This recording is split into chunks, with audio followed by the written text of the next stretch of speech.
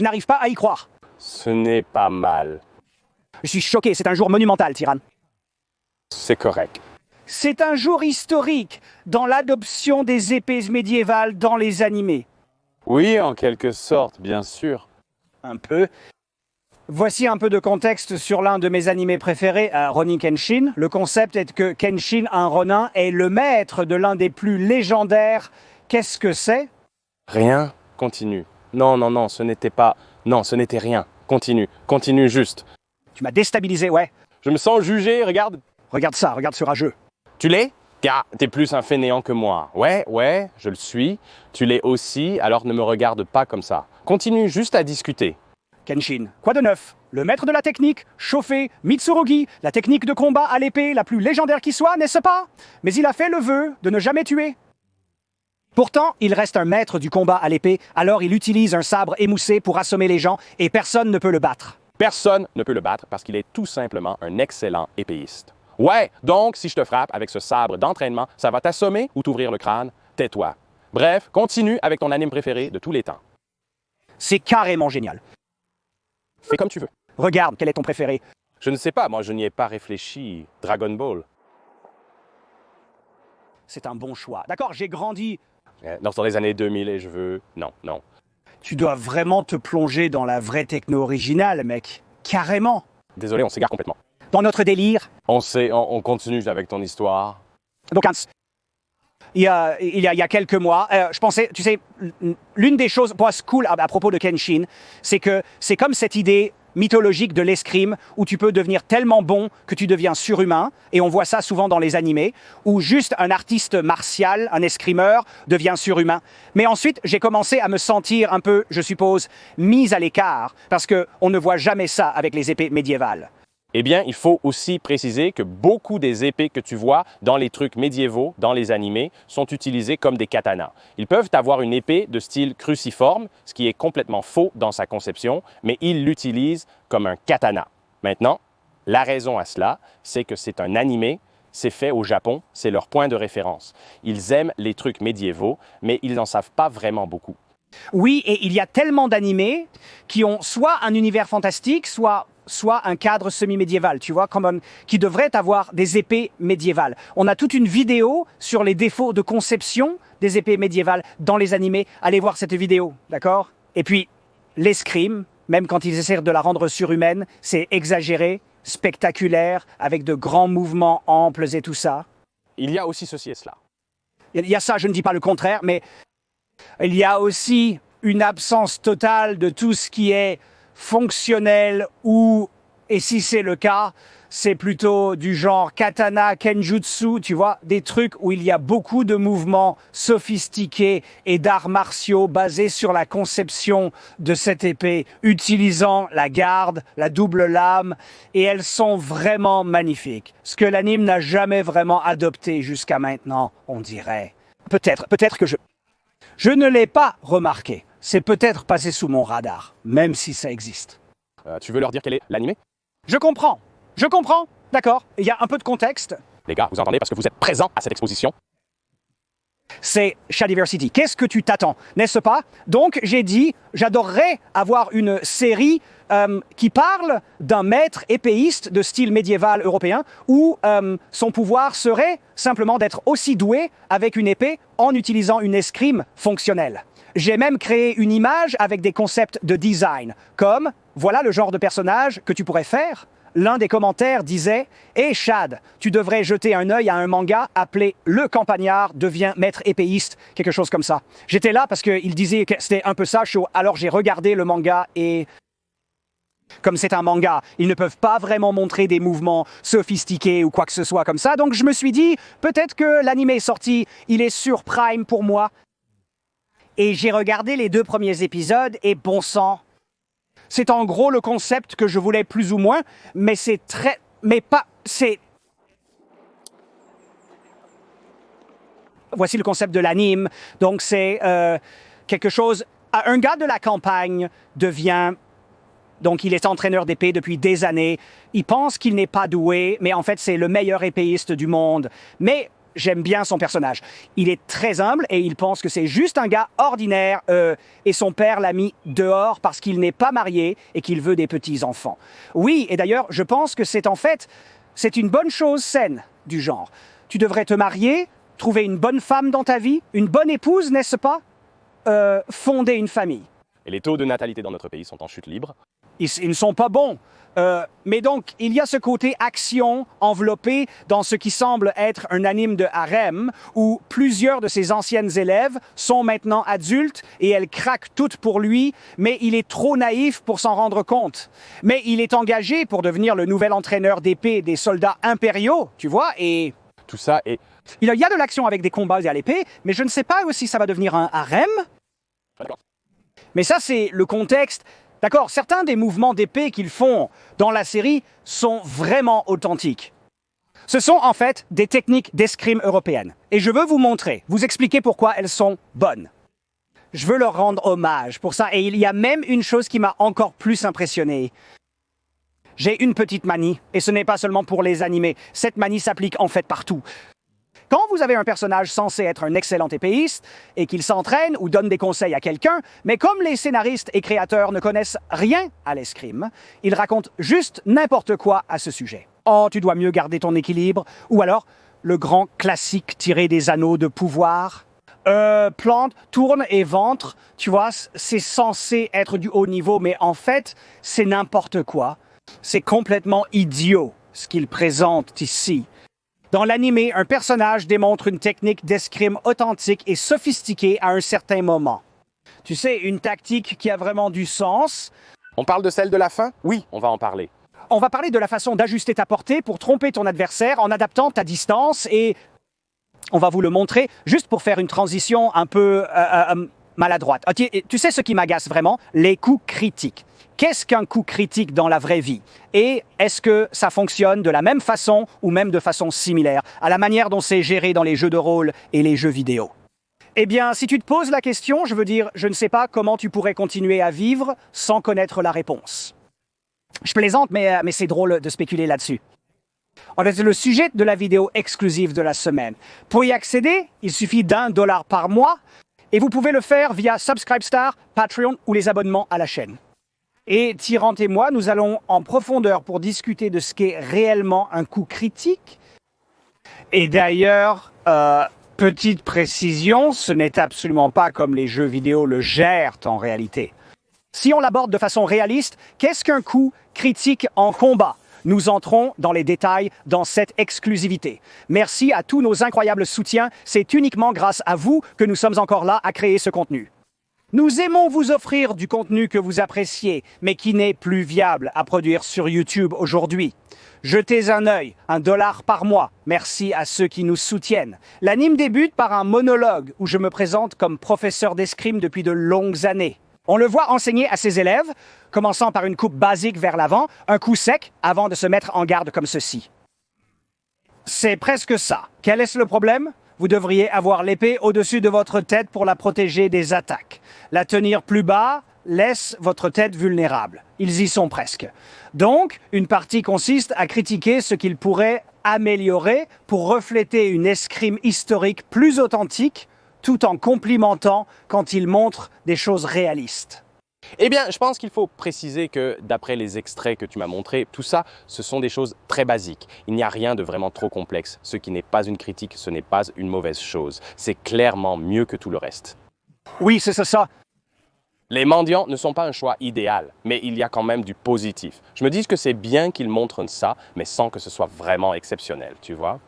Pour le profane qui ne connaît rien à l'escrime, pour eux, tout ça semble avancer par méconnaissance. Ma critique est qu'on voit beaucoup de choses intéressantes, comme des coups inversés à la tête, mais dans le combat réel, ils n'utilisent aucune de ces techniques. Je suis donc vraiment perplexe.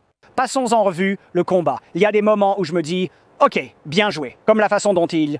Bloque, ouais. Je vais en parler. La première ouverture, moitié-moitié. La suivante, c'est basique mais légitime. Ils arrivent en croisée, ils poussent vers le bas, avance pour une estocade. Il suffit de pousser hors du centre et d'avancer pour une estocade. Ok. Celle-là. On peut probablement aussi la retrouver dans le Kenjutsu. Oui, d'accord. Eh bien, il faut aussi mentionner que dans l'escrime réel, il y a beaucoup de recoupements entre beaucoup de choses De disciplines.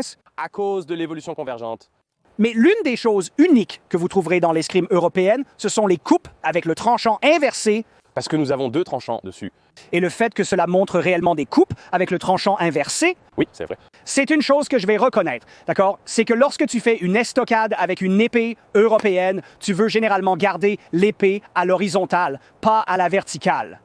Parce que tu as une garde transversale. Si tu fais une frappe vers le bas, une estocade, puis que tu relèves l'épée, la garde va attraper plein de choses qui arrivent. Le fait qu'ils en tiennent compte dans l'animation est significatif. Ils la placent ici pas assez haut, mais ils la gardent à l'horizontale. C'est bien. Un autre point. Alors, celle-ci est intéressante. C'est soit un coup de pommeau, soit un coup de garde croisé où il est entré pour une action et il avance pour frapper. On ne voit pas ça souvent dans l'escrime japonaise, car il leur manquerait l'un des éléments. Ceci donc Brillant, c'est bien, oui. Il y a une partie intéressante dans l'anime où il fait essentiellement le même mouvement qu'il montrait à ses élèves sans adversaire, puis il le fait avec un adversaire. Je me demande si c'est ce qu'il faisait, si c'était un exercice pour préparer, tu sais, tu ajustes ton angle d'attaque. Donc il arrive, il s'affronte, mais ensuite il remonte ici pour essayer de placer un coup. Maintenant, c'est intéressant, donc je pense que tu pourrais être du mauvais côté de l'épée, parce que si tu t'affrontes comme ça, c'est ici que tu veux le faire pour passer au-dessus. L'adversaire. Épée, mais on dirait qu'il est à l'intérieur, et en faisant comme ça, tu vas juste pousser. Je ne suis pas du bon côté de l'épée. Étant un anime, il le dessine sans vraiment faire attention aux détails. Je pense que c'est typique du genre. Donc, c'est un peu agaçant parce que c'est presque brillant comme ça. Quand tu entres dans une épée, tu te retrouves coincé, non? Cette manœuvre, elle est un peu plus avancée parce que tu dois penser à l'angle des lames. Et donc, en inversant ta prise, tu as soudainement tout cet effet de levier pour pouvoir enfoncer et atteindre ton adversaire. Parce que tu l'as déplacé à un angle différent. Donc apprendre ça, les amateurs ne le savent pas, non? Ce sont des choses que tu apprends par instinct. Je n'appellerais pas ça avancé, c'est probablement même plus basique. Mais pour les gens qui débutent, Ils ne connaîtraient pas ces choses au début. Qu'on en parle dans le contexte de l'animé, c'est intéressant. c'est un super mouvement. Oui, mais on dirait juste que l'épée est du mauvais côté. Presque, si proche. Le suivant est intéressant parce que c'est essentiellement ce qu'on évoquait avant, où ils font des choses réelles, mais en même temps, ça reste de l'anime et ils ne font pas vraiment grand-chose. Il y en a un où il va juste bloquer, puis il va juste passer de l'autre côté, et c'est comme si le combattant n'avait rien fait, l'élève ou... Oui, parce que si c'est direct, quelqu'un l'a retiré comme ça, et tu essayes de faire son mouvement, ben, tu n'as pas géré l'épée, là, il se met en danger. Oui. Maintenant, ce qui aurait pu marcher, c'est que, au lieu d'aller dans une position statique, puis d'essayer de bouger autour, si tu étais venu pour une attaque pendant que mon épée était là, donc tu viens pour frapper, et moi je fais ça, d'accord? C'est ce qu'ils auraient dû faire. Donc, encore une fois, je suis dans une position statique vers l'avant et tu viens pour frapper et je fais le tour comme ça. Donc, au lieu de le laisser dévier, ça, ce serait légitime. Mais si on se lie et que je retire, l'épée est prête à... Oui. Me toucher à nouveau, mais c'est de l'animé, donc... Mais c'est intéressant. Alors, il y a des choses à critiquer, mais c'est presque comme une critique positive parce que on voit qu'ils essaient. Ouais, et c'est comme, d'accord, vous y êtes presque. On devrait mentionner son épée avec sa garde minuscule. C'est dingue. On a déjà parlé des gardes d'anime et des interprétations européennes dans les animes. Des épées, et la sienne n'a rien de spécial à chaque fois. Pourquoi? Donc, nous sommes maintenant dans l'intro. Tu sais, quand je dis intro, c'est la séquence d'ouverture, non? Pour l'émission, il y a des trucs vraiment intéressants. Il y en a un que je trouve juste un peu idiot. Oui, un peu... Enfin... Ici, il fait ses mouvements, il va sur le côté exprès, il balance trop de ce côté-là, alors que si tu veux frapper, tu vas vers l'avant. Donc si tu recules, je vais te montrer. Si tu fais vraiment un coup latéral, tu irais haut ici, tu avances haut ici, tu avances haut. Mais lui, il fait ce truc bizarre, genre 1. Et cette position ici, Tyrant, est-ce que c'est une bonne position pour finir quand tu te bats? Non. Si tu me le faisais, tu prendrais. Moi, par exemple, si je suis comme ça, C'est chargé. prêt, et t'es venu pour ça et je t'ai frappé et je me relève, mais C'est bien, mais tu passes par le côté en te présentant. Ah, ton épaule, ouais, je sais. Mais c'est pour ça que je disais que juste parce que l'épée est ici, ce n'est pas... Non, je parle de la position finale. Tu balances et tu termines en... Oui, c'est chaud. C'est de ça que je parle. Alors ce prochain petit truc, c'est très petit, très rapide, mais je voulais quand même en parler parce que c'est quelque chose que si vous n'avez jamais vu, si vous ne connaissez rien au vrai maniement de l'épée, vous ne sauriez pas ce que c'est. Mais c'est en fait assez cool qu'il l'ait inclus. Oui, et c'est un genre de coup de poignet, n'est-ce pas? Oui, donc c'est une coupe où si je voulais toucher Chad à la tête, je vais passer par-dessus sa garde vers la tête. Ouais, et ça a l'air un peu bizarre à la caméra parce qu'il fait un peu comme ça et tu te demandes ce que c'est. Et en fait, c'est un snap cut. C'est exactement ça. Je vais claquer vers sa tête et il... En gardant tes bras, donc beaucoup de gens pensent que les coupes, t'es plus bas, mais il y a beaucoup de coupes où tu gardes tes mains en hauteur et tu frappes, tu claques juste là. Ouais, je maintiens que c'est ça qui a poussé Chad à faire toute cette vidéo. Ouais, probablement parce que c'est son mouvement préféré. Bon sang. C'est l'un de mes exercices préférés parce que l'une des choses que tu veux faire quand tu apprends l'escrime médiévale, c'est t'habituer au tranchant arrière. Et les gens, si tu débutes, tu viens du baseball ou même du katana, tu t'es entraîné à toujours orienter la lame vers l'avant et ils n'ont pas l'habitude d'utiliser ce tranchant arrière. Donc cet exercice, c'est l'un de mes préférés parce qu'il l'entraîne. Je l'appelle juste l'hélicoptère. Tu viens pour une frappe inversée à la tête, puis ici, puis là, et je varie avec plein d'outils différents. Parfois, je commence statique et je fais un 2 retours à la normale, puis j'inverse un 2 retours à la normale. Il le montre, c'est dans l'ennemi, j'ai fait OK.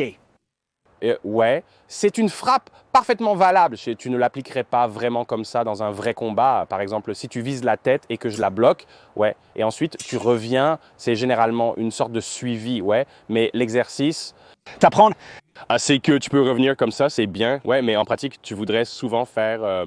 D'abord, quelque chose doit être fait, mais après avoir suffisamment pratiqué l'exercice, au lieu de penser « je dois orienter la lame vers l'avant », le mouvement viendra naturellement grâce à la répétition. C'est bien, c'est super.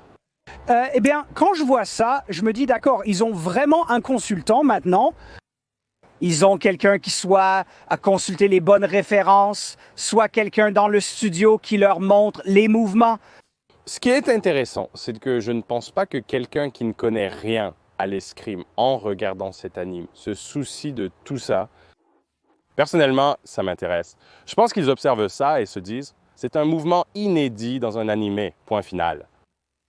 Je pense que même s'ils ne s'en soucient pas forcément, ça donne une sorte de perception générale. Combien de fois avons-nous vu des épées médiévales représentées comme des objets grossiers, lourds et émoussés, ce qui est faux? La perception des épées médiévales comme de simples barres d'acier persiste. Bien que cela ne change pas radicalement la pop culture, c'est un pas dans la bonne direction. Si cette représentation devient plus fréquente, les gens commenceront à voir les épées médiévales comme des objets vraiment sophistiqués. Elles ont des enchaînements vraiment impressionnants et polyvalents, c'est ça que j'aime avec elles. D'accord, donc celle-ci, l'animation est un peu bancale, mais ce qu'il fait est en réalité vraiment cool, avec quelques petites erreurs, mais dans l'ensemble, ce qu'il fait est intéressant. Il fait un enchaînement d'échanges entre la lame inversée et la lame principale, avec des coupes tournoyantes vers le bas. Donc il va dans ce sens. Ici, c'est exactement le mouvement qu'il fait, et c'est le tranchant inversé de ce côté. Donc là, maintenant je pense qu'il bouge ses bras un peu trop loin, comme si j'étais... L'animation a l'air un peu étrange. Ouais, si je devais faire ça, j'irais avec une vraie coupe juste ici, t'es là, et puis tu fais rapidement comme ça. C'est un mouvement rapide, où tu es juste là, bang, bang, bang, et tu veux finir avec un coup puissant, n'est-ce pas? Je pense que la raison pour laquelle je n'aime pas particulièrement celui-ci et le précédent, ce genre de mouvement latéral, c'est qu'il ne combat vraiment aucun adversaire. Donc je pense, OK, c'est juste des exercices décontractés, donc je considérerais ça plus comme des exercices de fluidité. Ouais, le problème avec ceci, c'est qu'il ne fait pas vraiment, il ne fait qu'un seul mouvement en boucle. Donc il fait les tranchants inversés comme ça, mais au lieu de revenir et de ramener, il pourrait passer à une estocade puis revenir dessus. Donc dans un exercice de fluidité, éviter de tourner en rond ou de répéter les mêmes mouvements. C'est un bon exercice pour s'entraîner à utiliser le tranchant inversé, comme j'en ai discuté avec Matt. Tu es là et tu continues. Je n'ai pas de critique à faire, je dis simplement ce que je pense. Ça semble un peu répétitif et ennuyeux car ils n'ont fait que le même mouvement. Quand tu viens pour ça et que tu fais juste ce geste en boucle, ça peut rapidement lasser. Cet exercice est vraiment excellent parce que si tu arrives avec une attaque puissante et que tu es là, tu vois, tu peux tenter quelque chose, mais un super mouvement, c'est la coupe inversée directe à partir de là. Donc, tu es en bas, bam, et c'est cet exercice qui entraîne ce mouvement. Et pour le revoir, je suis assez sûr maintenant qu'ils ont un consultant. Celui-là est un truc plus complexe, surtout pour les gens, et en animation, c'est très complexe à animer. Ça a l'air un peu bancal, c'est peut-être pour ça qu'ils ne l'animent pas beaucoup. Parce que pour ce type de mouvement, il faut vraiment faire attention à ça. Oh, regarde comment mes bras se croisent pour animer ce mouvement. Tu vois, ce serait galère. Ouais, mais ils l'ont fait. Et ça, c'est quelque chose que tu ne trouverais pas avec, par exemple, un katana, n'est-ce pas? Non, parce qu'il n'a qu'un seul tranchant. Là, on utilise les deux, ils servent pour la frappe principale, puis reviennent pour la secondaire. Donc, on utilise les deux. Et j'étais là, genre, donc ça. Et le dernier, c'est vraiment impressionnant pour moi. Bon, ça reste un anime, donc il y a quand même des trucs un peu exagérés. Comme Eh ben, il se retrouve dans un duel et le gars a fait ce truc bizarre. Oui, en fait, oui. C'est ça, il fait ça. Et c'est... Dans un sens réaliste, c'est absurde, mais dans un contexte exagéré où les gens ont des capacités quasi surhumaines, presque divines, cela peut avoir un sens. Le problème, ça, c'est qu'on essaye d'intégrer de la vraie escrime, mais en même temps, ils n'y arrivent pas vraiment, ils ne le font pas correctement, et puis leurs aspects extrêmes ne sont pas vraiment impressionnants non plus. Oui, ils n'ont vu que les extraits, je sais, mais il pourrait y avoir... Il pourrait y avoir des mouvements encore plus impressionnants et un peu ridicules. Il pourrait y en sortir. Il y a quelque chose qui m'a marqué dans le duel, n'est-ce pas? Ils ont un peu bâclé l'animation. Quand ce n'est pas un plan large, il y a un plan rapproché où on le voit juste tenir l'épée et on ne voit pas beaucoup ses mouvements. Mais ce qu'il fait bien, c'est qu'en défense, il garde la pointe de son épée principale centrée dans sa garde. Il fait bloc. Et il bloque et il fait ça, et en fait, c'est vraiment légitime. L'un des principes du blocage avec une épée européenne, ou même avec un katana, je suppose, c'est qu'en gardant la pointe centrée sur ta défense, dès que tu bloques, tu es prêt pour une estocade en riposte. Et puis, la dernière chose, c'est qu'en fait, dans l'épisode 2, au début, il donne quelques conseils de maître d'armes. Alors oui, tu l'assimiles plus naturellement. Et si ce sont des élèves qui pratiquent depuis un moment, ils devraient déjà le savoir, oui, mais c'est un point tout à fait valable. Je lui donne 50-50, pour toi, 50-50, je lui donne 50. 50. Donc, l'un des... je suppose que ça peut être plus difficile, il faut de la pratique pour développer ce sens de la mesure, et donc, quand tu fais face à un adversaire, tu développes un réflexe pour savoir quelle distance est sûre. Si je suis ici comme ça, si je fais un pas de côté, alors je suis très proche, je suis à portée, mais ici, je ne le suis pas. Ce qui veut dire que si on se bat et des choses comme ça, il me suffit de faire un pas de côté et je suis soudainement à portée. Oui, un tout petit mouvement rapide peut te rapprocher, mais j'ai un problème avec ça parce que c'est exactement cette ligne-là. Pendant que ton adversaire se concentre sur ton épée, tu devrais réduire la distance entre vous. Ils sont dans cette position. Cet entraînement, c'est comme si, pendant que ton adversaire se concentre sur ton épée, si tu fais un petit pas, tu peux réduire cette distance. Ce qui est à moitié vrai parce que ton adversaire ne se concentre pas vraiment sur ton épée. Dans un combat, tu devrais te concentrer sur ton adversaire. Donc oui, quand on affronte réellement quelqu'un... Par exemple... Je me concentre ici sur Chat, car ma vision périphérique englobe tout son corps. Si son épée bouge ou s'il fait un pas, je peux tout voir. Je ne fixe pas son épée, sinon je manquerais d'autres choses. En regardant là, je capte toute ma vision périphérique. Donc, si tu bouges, je le verrai. C'est pour ça que je lui donne du 50-50. Oui, il y a une certaine validité, et c'est ce que j'aime. C'est qu'il y a des moments où tu peux présenter ton épée en avant, tu avances, et tu peux tromper les gens quand tu entres, l'épée ne bouge pas, et tu peux juste subtilement, tu vois, et les tromper s'ils ne font pas attention, parce que maintenant je suis à portée. Changer et contrôler la distance est crucial. C'est pourquoi je leur attribue un score de 50-50-50. Mais ce que j'aime là-dedans, c'est que c'est, je suppose, des conseils, un enseignement, tu sais, des indications à ces élèves qui ont une certaine validité. Ce n'est pas des bêtises du genre plante, tourne et ventre. Oui.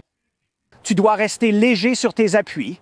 Et j'aime bien cette séquence d'entraînement dans les Anneaux de pouvoir, même si c'est l'une des choses les plus stupides que j'ai vues. Je me suis dit, ah, OK, J'apprécie vraiment qu'il y ait au moins une certaine logique, et ce gars-là, il est censé être un maître. Eh bien, certains de ses mouvements, beaucoup même, sont vraiment légitimes.